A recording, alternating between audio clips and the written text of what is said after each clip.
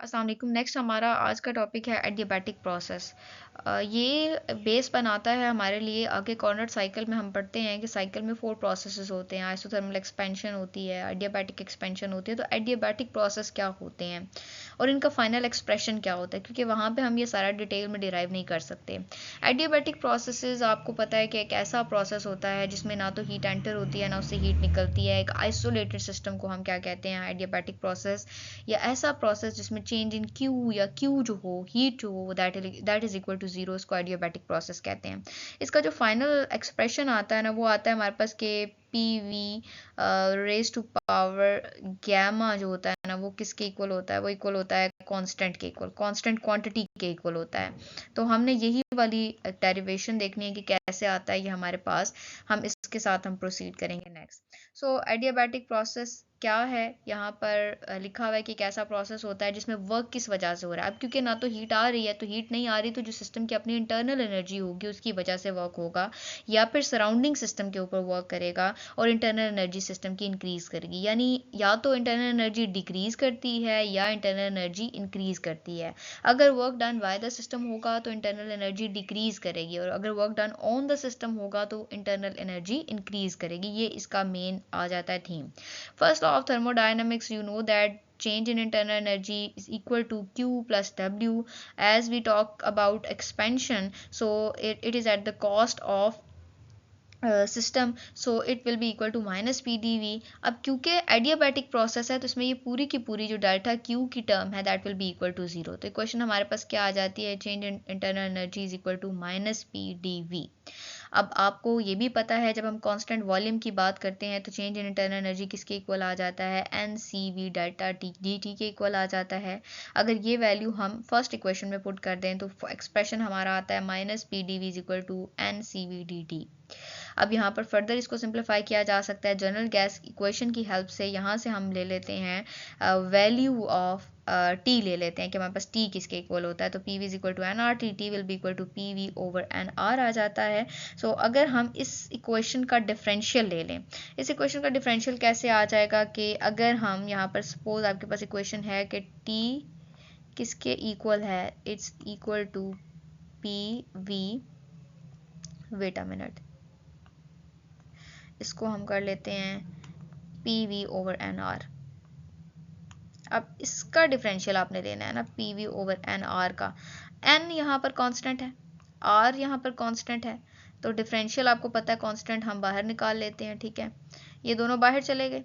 अब P और V, इन दोनों का जब डिफरेंशियल लेते हैं तो यहाँ पर प्रोडक्ट रूल लगता है। प्रोडक्ट रूल क्या कहता है, जब भी दो चीज़ें एक दूसरे के साथ मल्टीप्लाई हो रही होती हैं, आप जब उनका डिफरेंशियल लेते हैं तो पहले एक को कांस्टेंट रखते हैं, दूसरे का डिफरेंशियल लेते हैं, फिर दूसरे को कांस्टेंट रखते हैं, पहले का डिफरेंशियल लेते हैं, जो कि इस केस में क्या होगा, it will be equal to P D V plus V D P. यही यहाँ पर किया गया है कि इस इक्वेशन का जब डिफरेंशियल लिया गया है तो डी टी इक्वल आ गया वन ओवर एन आर के P D V plus V D P आ गया। अब हमें ये पता है कि इस सिस्टम को इस इक्वेशन को फर्दर सिंप्लीफाई किया जा सकता है कैसे, कि इस डी टी को उठा के आप इस इक्वेशन में पुट कर दें। तो हमारे पास इक्वेशन क्या बनेगी, we will get minus P D V is equal to N C V, D T की जगह ये सारी की सारी वैल्यू पुट कर दी गई है। अब डी टी की जगह इस वाली इक्वेशन में हमने पुट किया है, डी टी की जगह जब सारी वैल्यूज पुट की तो हमारे पास इक्वेशन बनी कि minus P D V N C V over N R, जितने भी कांस्टेंट थे बाहर चले गए, P D V plus V D P आ गया। इसको मजीद सिंप्लीफाई करने का तरीका क्या है, अब जब आप ये करेंगे एन एन से कैंसिल हो जाएगा, सी वी ओवर आर आ जाएगा, P D V plus V D P आ जाएगा। नेक्स्ट इसमें हम इस इक्वेशन में इस पूरी इक्वेशन को मल्टीप्लाई कर देंगे आर ओवर सी वी के साथ। जैसे ही आर ओवर सी वी के साथ करेंगे तो प्रीवियस वाले केस में आर और सी वी कैंसिल हो जाएंगे, यहाँ आर ओवर सी वी आ जाएगा, P D V is equal to P D V plus V D P आ जाएगा।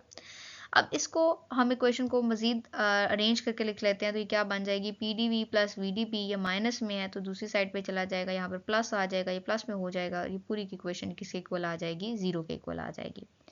यहाँ पे कोई क्वेश्चन को आप अपना नंबर दे सकते हैं, आई थिंक ये 4 नंबर बनेगा यहाँ तक। इसके बाद अगला स्टेप क्या आता है कि हम आर की वैल्यू पुट करें। अभी हमने प्रीवियस में किया था कि C P minus C V किसके इक्वल होता है, आर के इक्वल होता है, तो आर की जगह यहाँ पे क्या पुट कर देंगे, C P minus C V, बाकी सारी की सारी इक्वेशन सेम।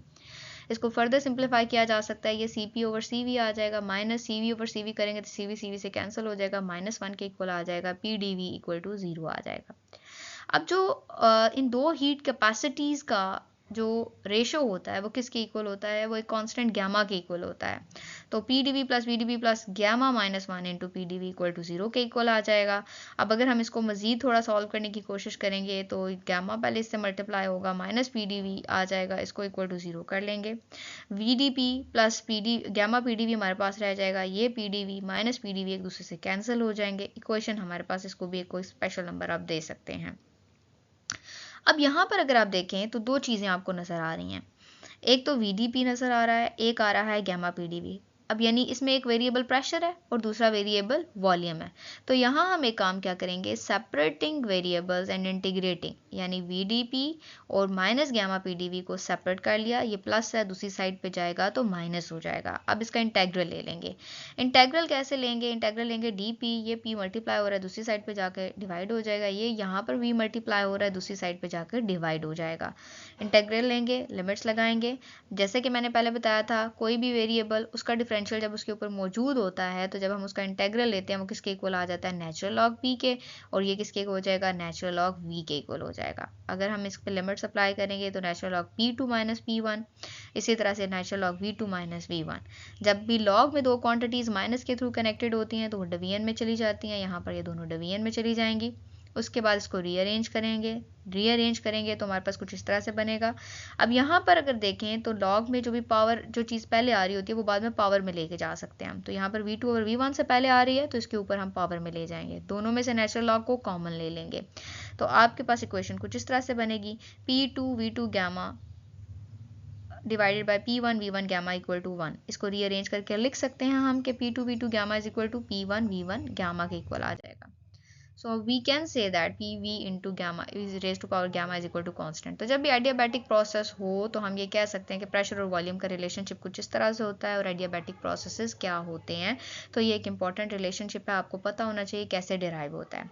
अब उसके बाद हमने और दो डेफिनेशंस निकालनी है कि आइसोकोरिक प्रोसेस यानी heat capacity eight constant volume किसके इक्वल होती है और heat capacity at constant pressure किसके इक्वल होती है।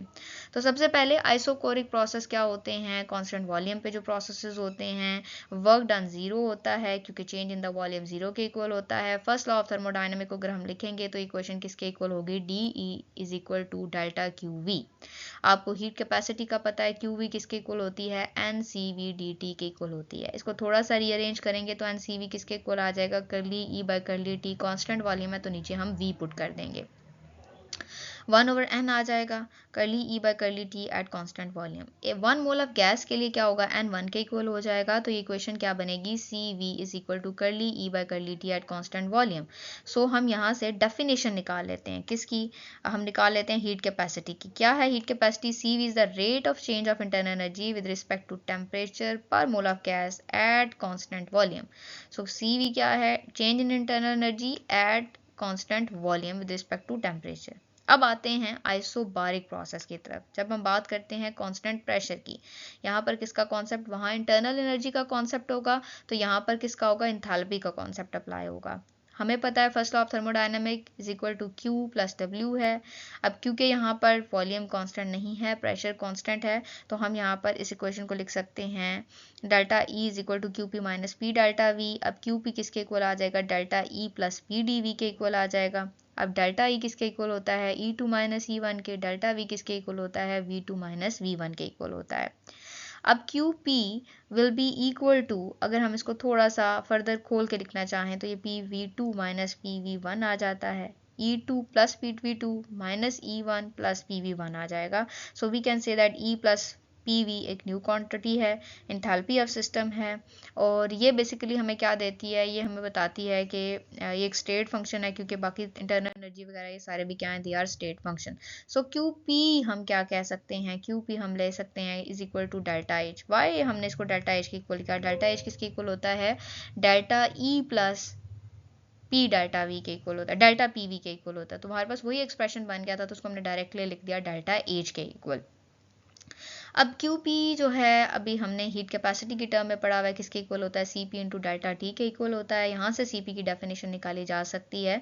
तो सीपी की डेफिनेशन या molar heat capacity at constant pressure क्या होती है, ये rate of change of enthalpy होता है सिस्टम का with respect to temperature per mole gas at constant pressure.